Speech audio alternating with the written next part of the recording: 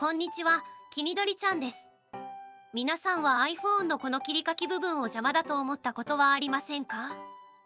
ここはカメラだけでなく赤外線カメラ、投光イルミネーター、近接センサー、ドットプロジェクターなど様々なセンサー類一式がまとまった部分でトゥルーデプスカメラと呼ばれています。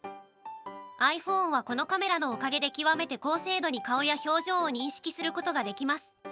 iPhone の顔認証、Face ID で使われていたり、アニ文字やミー文字といったアバターの操作に利用されています。他にも有名なところでは VTuber さんにも使われていたりします。このトゥルーデプスカメラで動かせるのはキャラクターの顔だけなのでしょうか？もっと複雑なものは動かせないのでしょうか？そこで今回は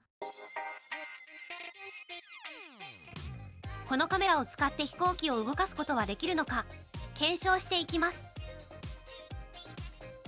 この検証はトゥルーデプスカメラを使って顔で飛行機を操縦する。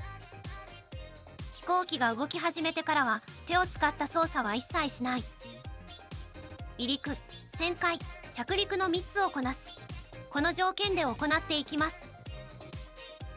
では早速このカメラを使って飛行機をコントロールするシステムを作っていきます。できました。人の表情筋で飛行機をコントロールするシステム、名付けてガンコンです。キーコンは次のようになっています。頭の左右の傾きは飛行機の左右の傾きをコントロールするエルロン。頭の上下の向きは飛行機の上下の向きをコントロールするエレベーター。顎の左右で飛行機の左右の向きをコントロールするラダー。離着陸に必要なフラップはほっぺたでフラップ下げ、舌出しでフラップ上げ。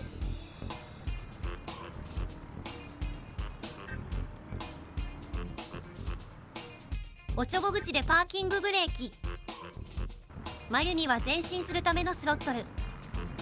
眉上げでパワーアップ、眉下げでパワーダウンです。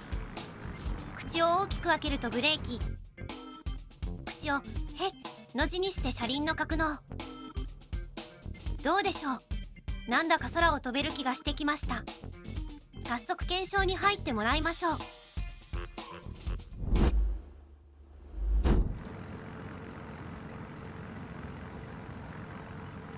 眉上げでスロットル、パワーを上げます。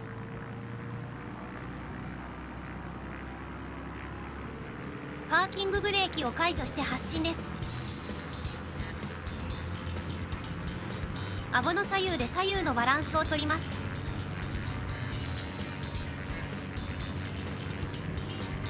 眉上げでさらに加速していきます。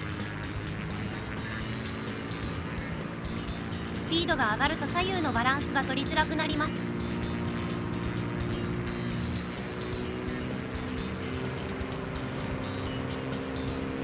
そろそろ顔を上げて離陸です。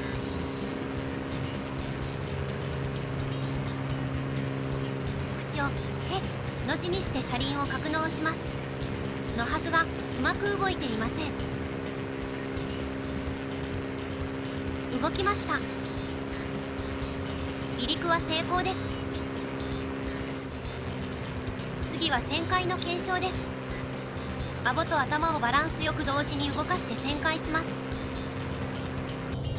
かなりふらついています。酔いそうな挙動ですが、なんとか旋回しています。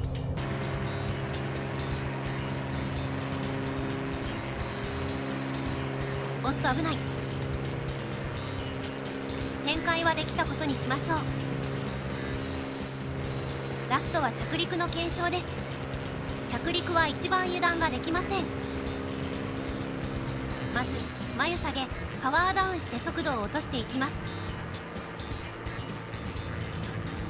左方向にゆっくり旋回、だいぶマシな旋回になってきました。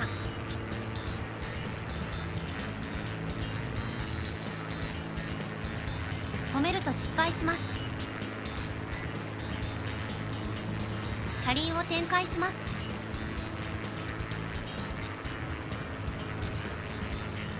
ほっぺたフラップ下げ。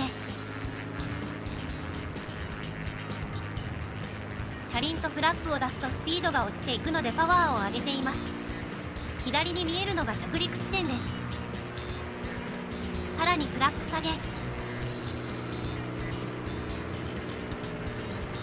滑走路の真正面に向けるため頭の向きの微調整にかなり苦労しています。その証拠にお口が緩んでいます。滑走路の真正面につけました。さてここからは高度が低いのでミスは許されません。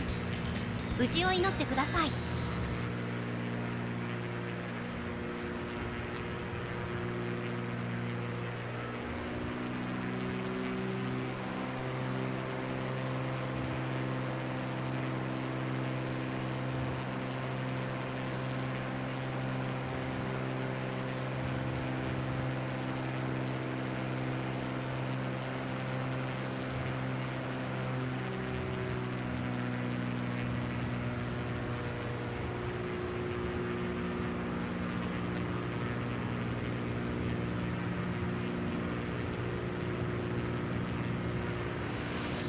タッチダウン。無事に着陸成功です。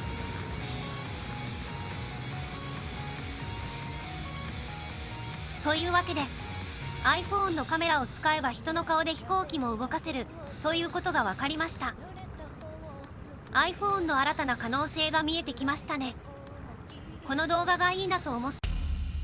ちなみに収録後1週間ほど首と肩周りが筋肉痛になりました。皆さんは気をつけてください。いいなと思ったら高評価やチャンネル登録をお願いします。ご視聴ありがとうございました。バイバイ。